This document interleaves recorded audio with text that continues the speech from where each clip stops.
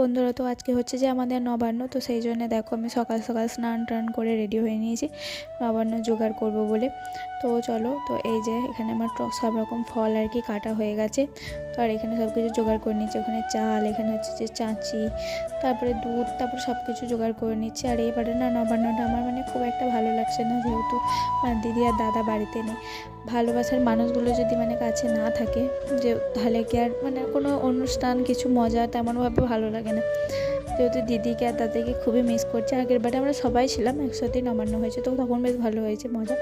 তো দেখো, তারপরে এখানে সব রকম আমি আর কি মাখিয়ে নিয়েছিলাম, মিষ্টি টিষ্টি এখানে ছিল। আর এখানে আমাদের খাওয়া গেছিলো, ঠাকুমা আর মা খাচ্ছিলো।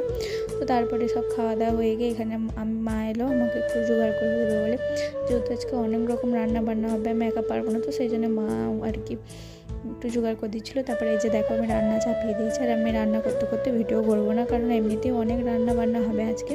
যদি ভিডিও করি তো তাহলে হচ্ছে যে লেট হয়ে যাবে। তো তোমাদেরকে দেখাই, চলো। আমার রান্না হয়ে গেছে, এখানে হচ্ছে যে 7-8 রকমের ভাজাভুজি হয়ে গেছে। এখানে হচ্ছে পালং শাকের তরকারি হয়েছে, তারপরে হচ্ছে যে বাঁধাকপির তরকারি হয়েছে, তারপরে মাছের ঝাল হয়েছে, তার ফুলকপি আলুর দম হয়েছে, তারপর একটা ডাঁটা দিয়ে হচ্ছে কপি ডাঁটি এসব দিয়ে আর কি একটা চচ্চড়ি হয়েছে, তারপর টক হয়েছে, মাছের ঝাল, মাছের টক, তারপরে পায়েস, সব রকম অনেক কিছুই হয়েছিল।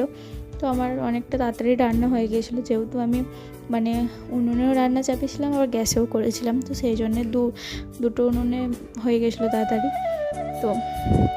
তো যাই হোক, তো তোমাদের ভিডিওটা কেমন লাগলো কমেন্ট করে জানাবে, ভালো লাগলে লাইক কমেন্ট করে দেবে।